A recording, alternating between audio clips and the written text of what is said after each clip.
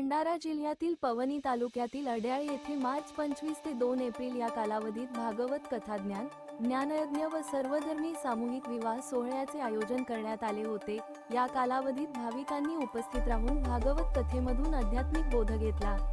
तसेच यावेळी भजन, कीर्तन, ज्योती कलश स्थापना, श्रीराम जन्मोत्सव, हनुमान जयंती, श्रीराम रथ व भव्य शोभायात्रा, श्रीराम भक्त धार्मिक विधींनी संपूर्ण परिसर भक्तिरसात न्हाऊन गेले होते। यावेळी उपस्थित अध्यक्षस्थानी आमदार नरेंद्र भोंडेकर, तर प्रमुख उपस्थितीत माजी खासदार सुनील मेंढे, जिल्हा पुरवठा अधिकारी नरेश वंजारी, जिल्हा परिषद सदस्य सुवर्णा मुंघाटे, माजी जिल्हा परिषद सदस्य देवेंद्र हजारे, सरपंच शिवशंकर मुंघाटे, डॉक्टर उल्हास हरडे, पंचायत समिती सदस्य, उपसरपंच भागवत समिती अध्यक्ष अमोल उराडे इत्यादी मान्यवर मंचावर उपस्थित होते। महाराष्ट्र लाईव्ह न्यूज पत्रकार मदन कमाने, राज्य प्रतिनिधी, भंडारा। कलेक्टर साहेबांकडे घेऊन गेलो। कलेक्टर साहेबांना सांगितलं की कार्यक्रमामध्ये काय प्रॉब्लेम आहे, जरा तुम्ही बघा प्रशासकीय काम। ते बोलले की काय प्रॉब्लेम काय, अनेक वर्षापासून हा कार्यक्रम होत आहे, ह्या वर्षी सुद्धा कार्यक्रम होतील। मला सांगण्याचं कारण असं आहे की जर आपला मार्ग सत्तेचा आहे, आपला मार्ग चांगला आहे, तर कितीही कटकारस्थानी करणारे जे लोक असतील ते काहीच करू शकणार नाही। शेवटी जीत सत्याच्या ओळी होतो। इतके लोक इथे बसलेले आहेत, हे यांची आस्था होती या कार्यक्रम व्हायला पाहिजे, आणि म्हणून ह्या आस्थाच्या समोर कितीही विरोधक असला, रावणाची लंका सुद्धा होती सोन्याची तरी ती जळली होती, कारण त्यांचा मार्ग असत्याचा होता।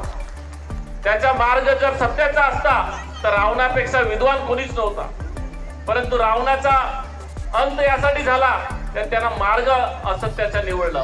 आणि आपण इथे बसलेले सगळे धर्मीय लोक एक समाजाचे, एक धर्माचे नाही तर सर्व समाजाचे, सर्व धर्मीय लोक, आपण जर सत्याचा मार्ग आहे, लोकहिताचा मार्ग आहे, तर नक्कीच आपल्या ह्या कार्याला कोणी थांबवू शकत नाही। मी तुम्हाला हेच सांगतो की कोणी किती काही काड्या करत असतील तर करू द्या, पण तुम्ही तुमचा सत्याचा मार्ग चालू ठेवा।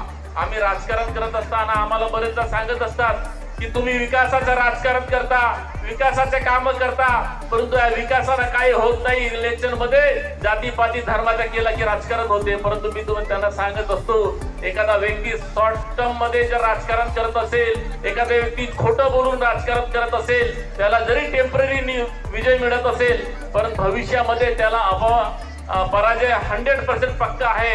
कारण प्रभू श्री रामाला सुद्धा तो त्रास झाला होता, वनवास झाला होता, पण मात्र विजय त्याचाच झाला होता। परिश्रम झाला, परंतु विजय होणं पक्का आहे। म्हणून राजकारणामध्ये सुद्धा कार्य करत असताना आपण चांगलं करायला पाहिजे, धार्मिक कार्य करत असताना सुद्धा आपण चांगले विचारांना करायला पाहिजे। मी या ठिकाणी एवढंच सांगेल। मगाशी बरेच लोकांनी सांगितलं